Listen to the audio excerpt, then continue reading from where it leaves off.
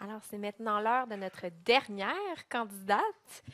Elle se nomme Christina Uribe, doctorat en linguistique, et le titre de sa thèse non vulgarisée, Représentation phonétique du phonème Y du français chez des apprenants hispanophones, l'effet du principe alphabétique et de la rétroaction visuelle en temps réel de la position de la langue. Alors, 3, 2, 1. Parler français au Québec, c'est une clé essentielle pour l'intégration professionnelle et culturelle des nouveaux arrivants. C'est pourquoi, dans mon projet de recherche, je m'intéresse aux hispanophones pour qui la prononciation du français est un vrai défi. Lorsque nous apprenons une nouvelle langue, notre perception et notre production de sons sont influencées par notre langue maternelle. Par exemple, la voyelle U du français, comme dans les mots tu, n'existait pas en espagnol. Les hispanophones l'associent donc à la voyelle ou. Ils disent tu au lieu de dire tu.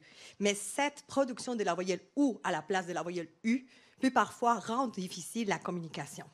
Parce qu'il y a beaucoup de mots en français qui se différencient seulement par une voyelle comme nous et nu.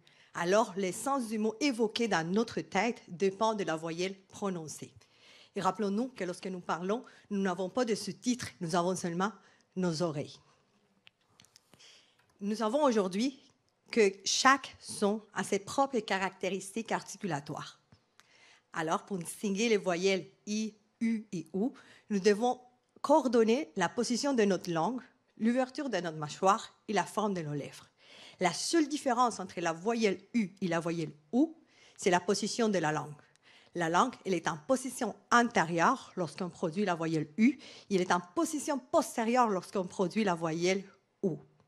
Mais même si l'hispanophone comprend qu'il ne prononce pas correctement la voyelle U, il lui manque une information essentielle pour savoir comment corriger sa prononciation. Il peut voir la forme des lèvres pour faire la différence entre I et U.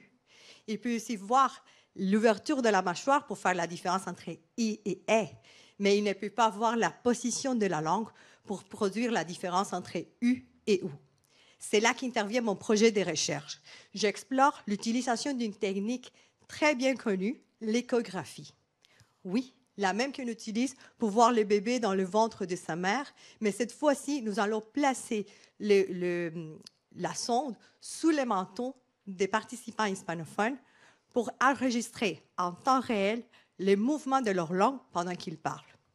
À l'aide de cette technique, nous voulons vérifier si le fait de rendre visible cette partie cachée du corps peut les aider à mieux prononcer U et ainsi améliorer leur communication en français.